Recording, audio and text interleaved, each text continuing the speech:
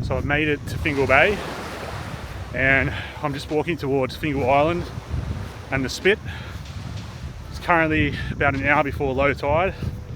It's about 6:30 in the afternoon. Dead low tides, I think it's 7:40. And I'm just walking it the 1 kilometre or 1.5 kilometres up the beach to the start of the island. It's actually quite busy. There's quite a few people here. I guess still on Christmas holidays, New Year's holidays. So a little bit busier than I actually thought it was. But hopefully the island itself and the lighthouse isn't too busy, so we can get some good shots to fly the drone. And I'll show you the Spit in a minute, once we start crossing it. So off in the distance, just out there, there's a big warning sign about drowning, crossing the sandbar. People have died and things like that, so be careful. I don't know how good these birds are going to show up, but they're basically dive bombing the water and pulling out little fish.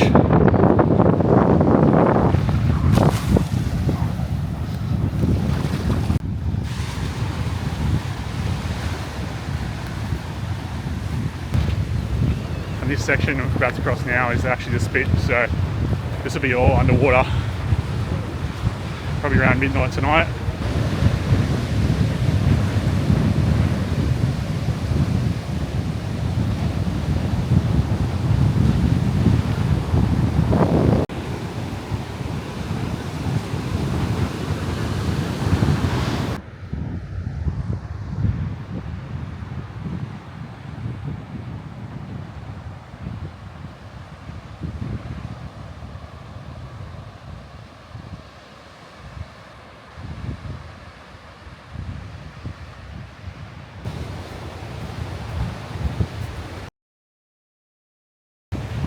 I don't know how the audio is going to be on this. It's actually pretty windy out here today. So behind us, we've just walked basically across the Spit that joins it. And I think the difference between high and low tide, I think it's about 1.5, 1.6 meters on average. So if you get stuck here, you're going to have to swim. And the sign on the other side said, you know, people have died here trying to get back and getting stuck and things like that. So definitely time it right, take your time, because I imagine things could go pretty bad if you get stuck out here, especially at night, you know, 7 PM, 8 PM, you're not going to have a fun time. And I'm just coming up to what I believe is the start of the trailhead. So I did bring my shoes and basically tied them to my backpack, which I don't know if you can see behind me. So it's essentially a dirt road, sand and dirt. So we'll see how that goes. Telephone box, surf rescue alarm.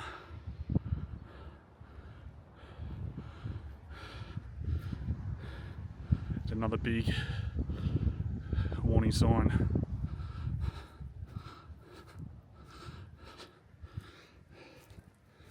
It's a bit of an information board.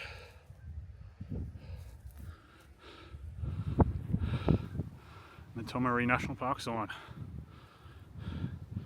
And the start of this path is basically the plastic terraforming, so I might chuck my shoes on for this part.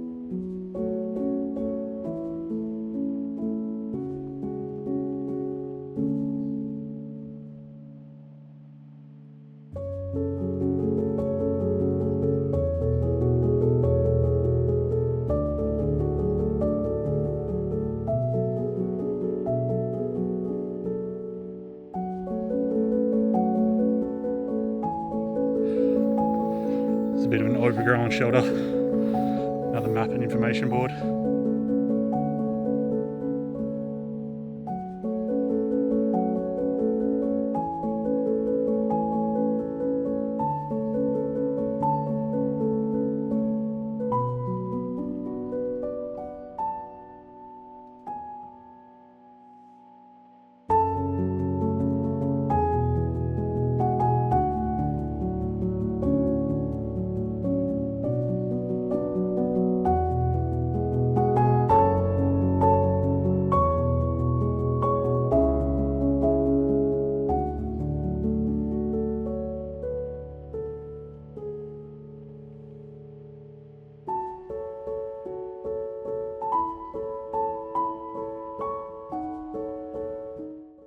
I'm not sure what the snake situation is on this island, but there's definitely a spider situation, as you probably saw in the last picture. They are everywhere, and the beach sand and plastic matting has turned into a grass track. It doesn't look like it's been mowed for a while, so probably just take care if you are coming during the middle of the day.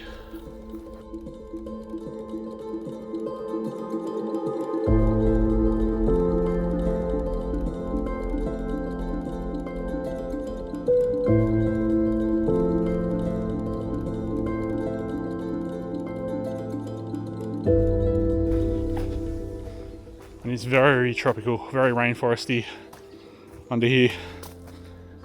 And you can probably, I don't know if the camera's going to show it, but it's quite dark, so it's quite a thick canopy. Big termite mound, spider webs.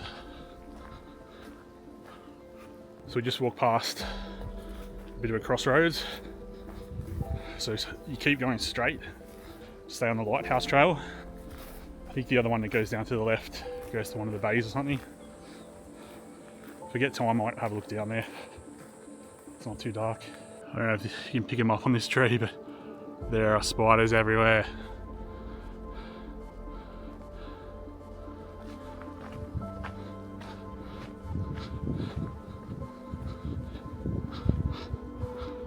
Another one. I don't know if the camera's going to pick him up. Another two up here.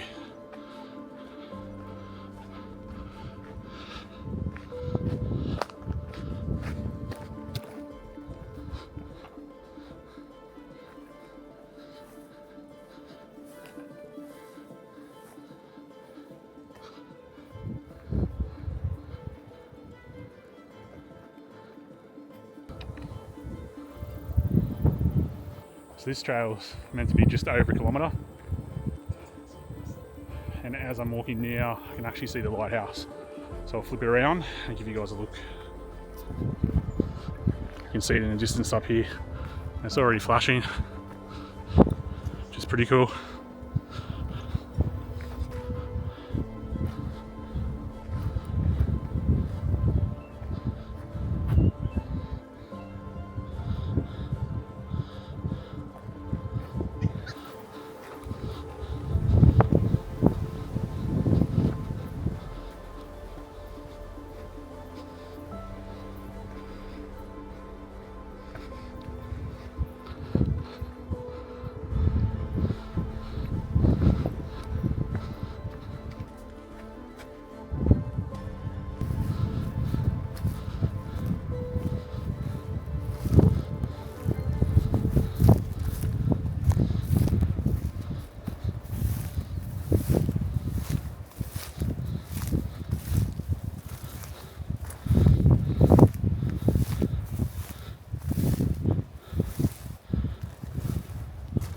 Most of the main section of the lighthouse is actually fenced off. This little section there, you can get a pretty good look at it.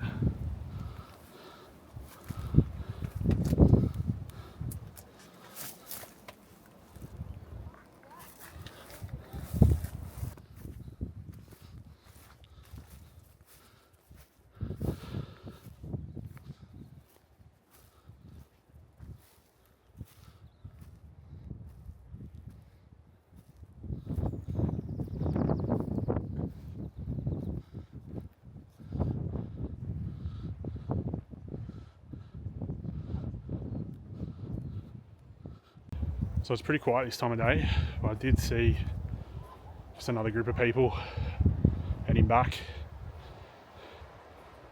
And I'm pretty sure now I've got the place to myself, so I'll have a bit of a look around.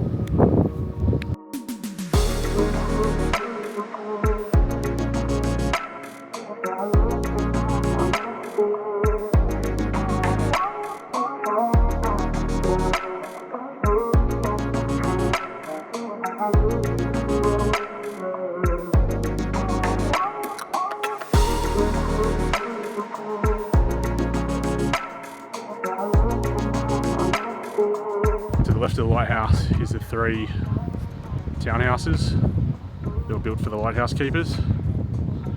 So single level, and also built in around 1862, I believe.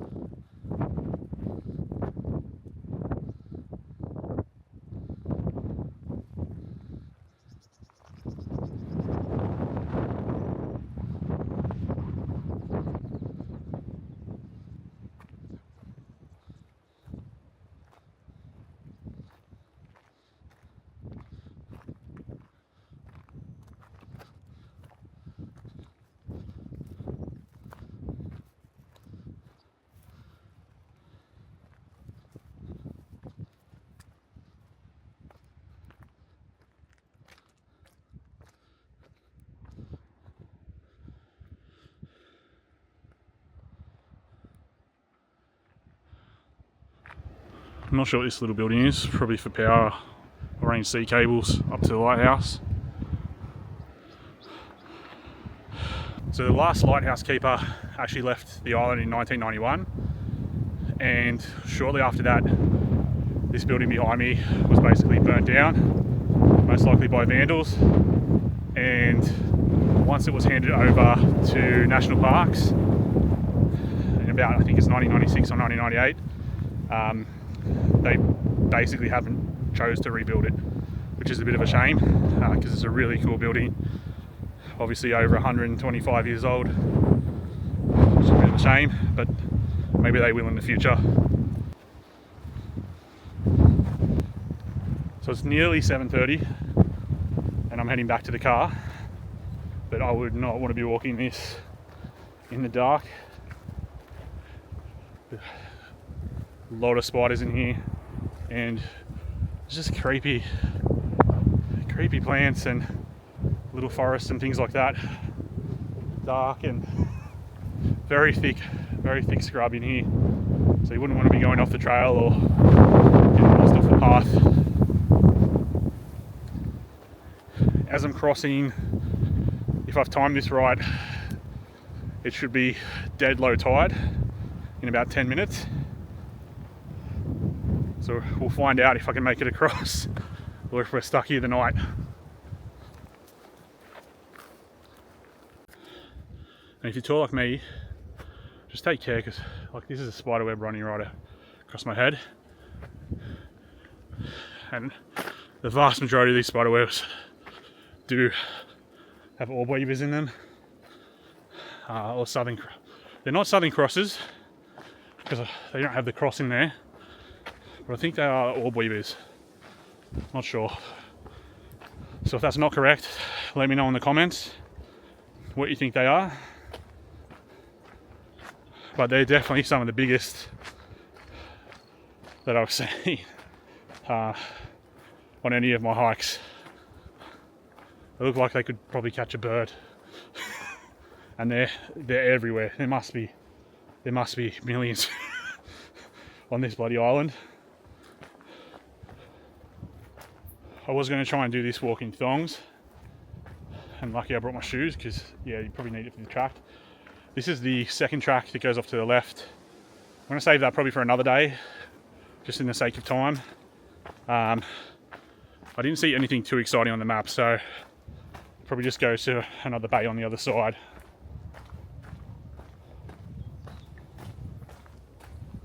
I'll have a look at that when I get home, let you know what's down there. But I think the best parts of the island are probably the lighthouse and the ruins.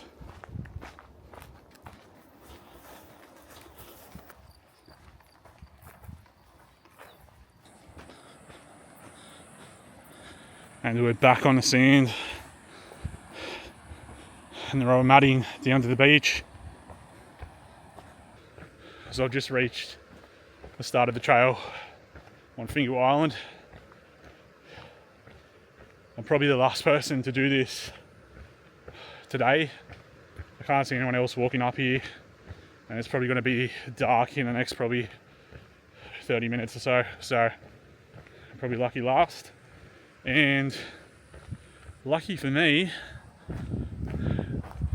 I can still see the sand spit. So I'm not going to be stuck here tonight, which is a good thing. So this was Fingal Island, Fingal Lighthouse.